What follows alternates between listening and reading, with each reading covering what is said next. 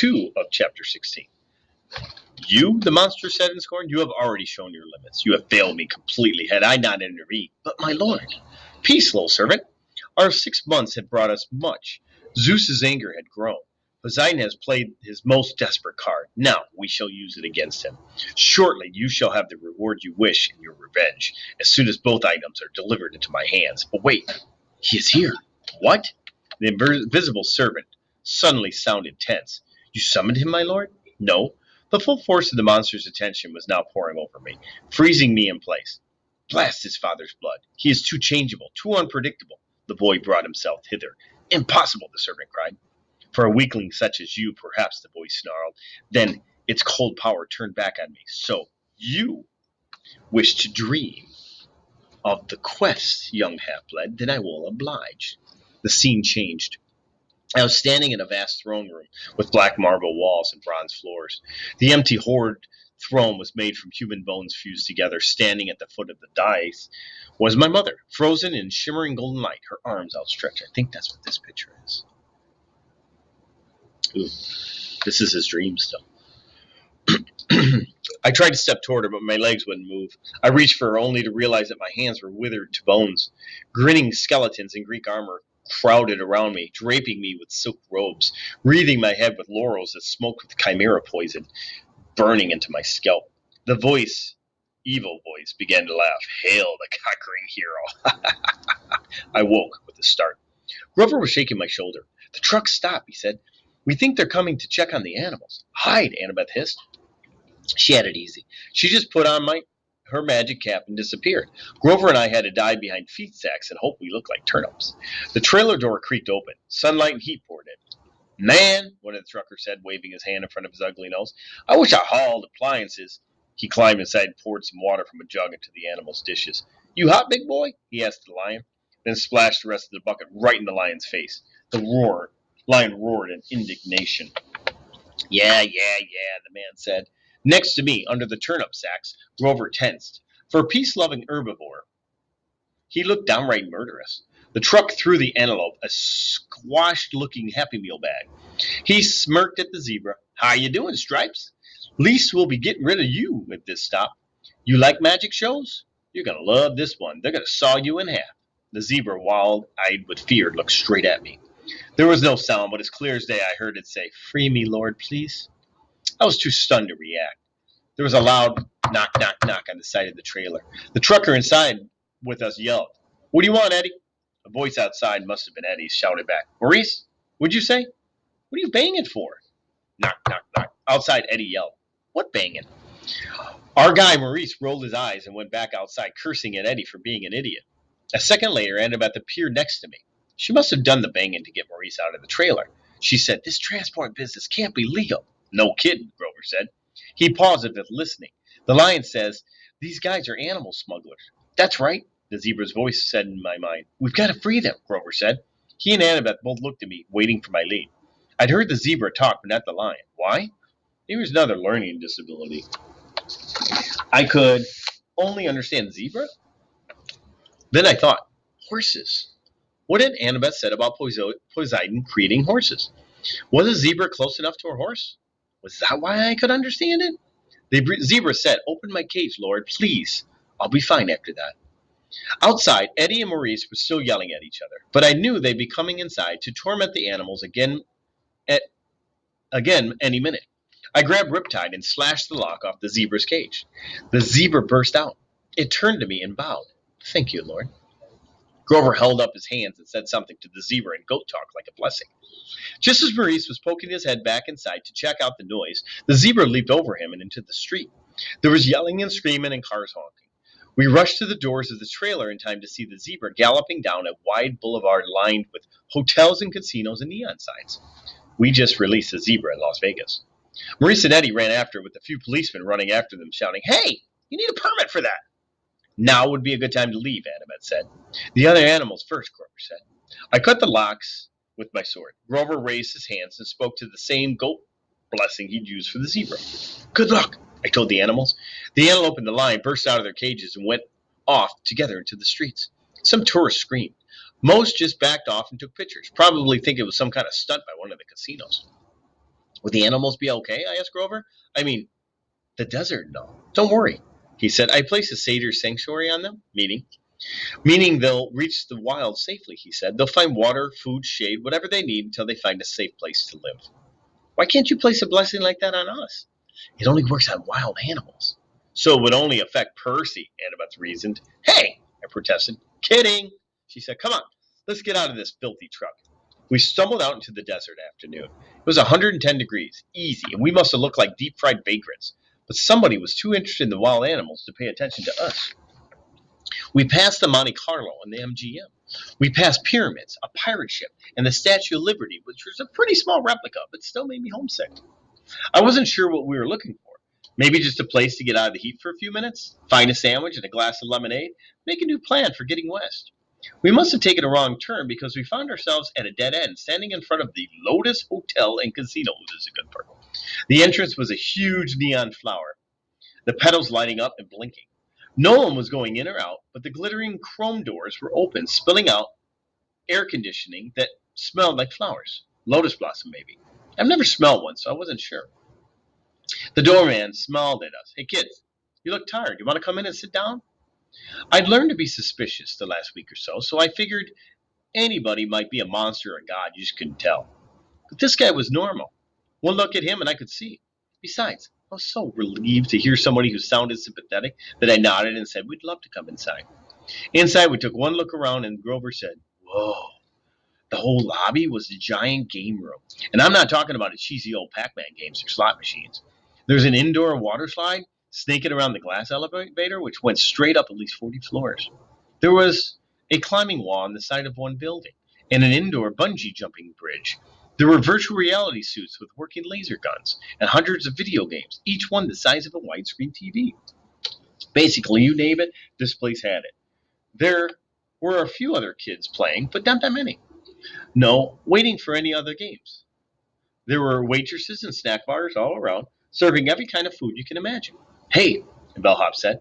At least I guess he was a bellhop. He wore a white and yellow Hawaiian shirt with Lotus design shorts and flip flops. Welcome to the Lotus Casino. Here's your room key. I stammered, but no, he said, laughing. The bill's taken care of. No extra charges, no tips. Just go on to the top floor, room 4001. If you need anything like extra bubbles for the hot tub or skeet targets for the shooting range or whatever, just call the front desk. Here's your Lotus Cash rewards. They work in the restaurants and all the games and the rides. He handed us each a green plastic credit card. I knew there must be some mistake. Obviously, he thought we were some millionaire's kids, but I took the card and said, How much is on here? His eyebrows knit together. What do you mean? I mean, when does it run out of cash? He laughed. Oh, you're making a joke. Hey, that's cool. Hey, enjoy your stay. We took the elevator upstairs and checked out our room. And a bar stocked with candy, sodas, and chips. A hotline to room service. Fluffy towels and a waterbed with feathered pillows. A big screen television with a satellite and a high-speed internet. The balcony had its own hot tub, and sure enough, there was a skeet shooting machine and a shotgun so you could launch clay pigeons right over Las Vegas skyline and plug them with your gun. I didn't. Oh, here's a picture of where they're at. Lotus Casino. There's not really a Lotus Casino, but there could be. It's like that out in Vegas. See how this could be legal, but I thought it was pretty cool. The view went over the strip, and the desert was amazing, though I doubted we'd ever find time to look for a view with this. Oh, goodness, Annabeth said. This place is sweet. Grover said, absolutely sweet. There were clothes in the closet, and they fit me. I frowned, thinking that this was a little strange. I threw Aries' backpack in the trash can. Wouldn't need that anymore. When we left, I could just change into a new one at the hotel store. I took a shower, which felt awesome after the week of grimy travel. I changed clothes, ate a bag of chips, drank 3 Cokes, and came out feeling better than I had in a long time. In the back of my mind, some small problem kept nagging me. I had a dream or something. I needed to talk to my friends, but I was sure it could wait. I came out of the bedroom and found that Annabeth and Grover had also showered and changed clothes. Grover was eating potato chips to his heart's content, while Annabeth cranked up the National Geographic channel.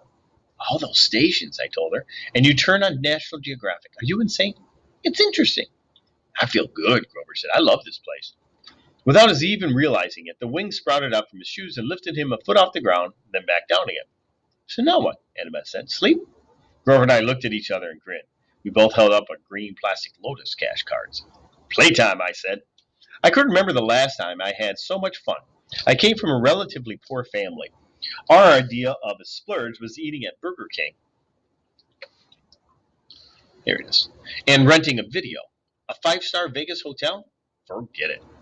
I bungee jumped the lobby five or six times, did the water slide, snowboarded the artificial ski slope, and played virtual reality laser tag, an FBI sharpshooter.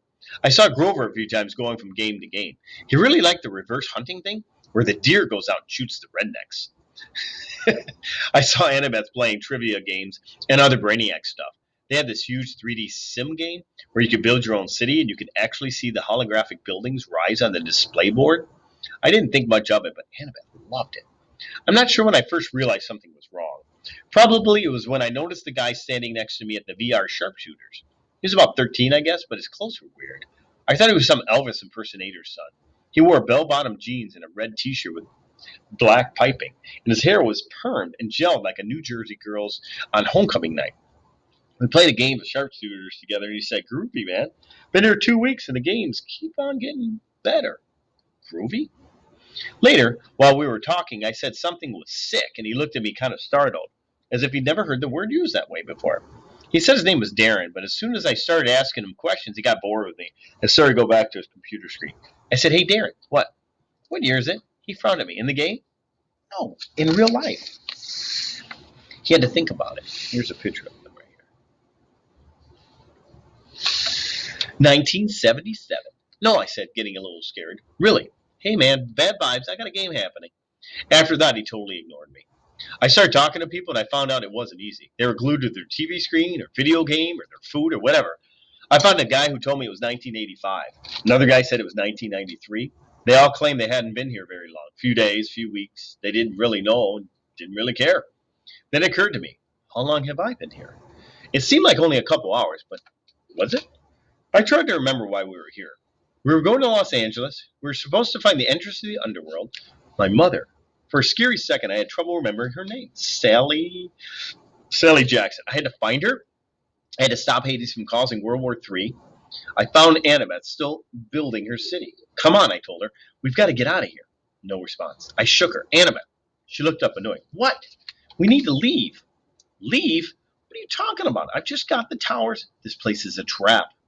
She didn't respond until I shook her again. "What?" "Listen, the underworld, our quest." "Oh, come on, Percy, just a few more minutes." "Annabeth, there are people here from 1977, kids who have never aged. You check in and you stay forever." "So? Can you imagine a better place?" I grabbed her wrist and yanked it away from the game. "Hey!" She screamed and hit me, but nobody else bothered to look at us. They were too busy. I made her look directly in my eyes, and I said, "Spiders. Large, hairy spiders." That jarred her. Her vision cleared. "Oh, my God. How long have we—" "I don't know, but we got to find Grover." We went searching and found him still playing Virtual Deer Hunter. "Grover!" We both shouted. He said, "Die, human, die! Silly, polluting, nasty person!" "Grover!" He turned the plastic gun on me and started clicking as if I were just another image on the screen. I looked at Annabeth, and together we took Grover by the arms and dragged him away. His flying shoes sprang to life and started tugging his legs in the other direction as he shouted, "No! I just got to the new level! No!" The Lotus bellhop hurried us to him. "Well, now are you ready for your platinum cards? We're leaving." "Such a shame," he said, and I got the feeling he really meant it, that we'd be breaking his heart if we went. We just added an entire new floor full of games for platinum card members. He held out the cards, and I wanted one. I knew that if I took one, I'd never leave. I'd stay here happy forever, playing games forever, and soon I'd forget my mom, my quest, maybe my name. I'd be playing Virtual Rifleman with with Groovy Disco Darren forever. Grover reached for the card, but Annabeth yanked back his arms and said, "No thanks." We walked toward the door, and as we did, the smell of the food and the sounds of the game seemed to get more and more inviting. I thought about our rooms upstairs. We could just stay the night, sleep in a real bed for once. Then we burst through the doors of the Lotus Casino and ran down the sidewalk. It felt like afternoon, but the same time of day we'd gone in the casino. Something was wrong. The weather had completely changed. It was stormy with heat lightning flashing out in the desert. Aries' backpack was slung over my shoulder, which was odd because I was sure I'd thrown it in the trash can in room 4001. But at the moment, I had other problems. I ran to the nearest newspaper stand and read the year first. Thank the gods it's the same year it had been when we went in. Then I noticed the date, June 20th. We had been in the Lotus Casino for 5 days.